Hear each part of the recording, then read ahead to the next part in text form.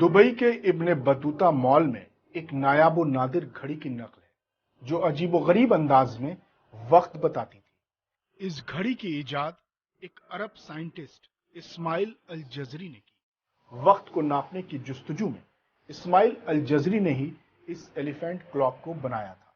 इस घड़ी में हर आधे घंटे में हाथी की पीठ पर निशान पूरा गोलाई में एक चक्कर पूरा करता है और हर घंटे के पूरे होने पर हाथी की पीठ पर बैठा महावत एक ढोल बजाता है जिसकी आवाज 1 घंटे पूरे होने का ऐलान करती है। ये घड़ी 12वीं सदी के इंजीनियर इस्माइल अल जजरी की बनाई हुई घड़ी की नकल है। अल जजरी ने इसके अलावा भी कई घड़ियां बनाई जिनमें हाथी घड़ी, कैसल घड़ी, मोमबत्ती घड़ी और पानी से चलने वाली घड़ी भी शामिल है। अल जजरी अपने वक्त के अजीम साइंटिस्ट, इंजीनियरिंग के शोबे में इन्होंने कई आविष्कार किए। इनका सबसे बड़ा कारनामा रोबोट और इंजन बनाना और उसमें स्पीड तय करना था। इन्हीं के फॉर्मूले पर ही रेल का इंजन बनाया जा सका। अपने इन्हीं तजर्बात से अल जजरी ने इंजीनियरिंग के शोबे में तहलका मचा दिया।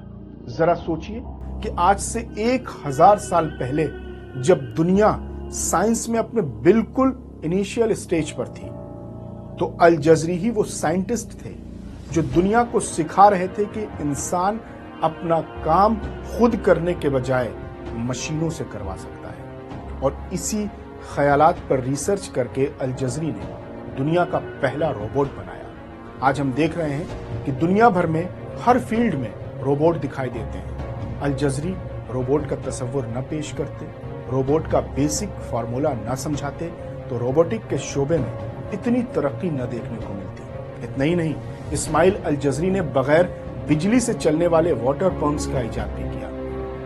मगर अफसोस कि अल जजरी जैसे तमाम फर्जंदान इस्लाम की विरासत को 15वीं सदी आते आते उम्मत मुस्लिमा ने ऐसा फरामोश किया कि ज्यादातर मुसलमान साइंस और इजादात के ऐसे मुखालिफ हुए कि नई इजाद को कुरान के खिलाफ करार दिया जाने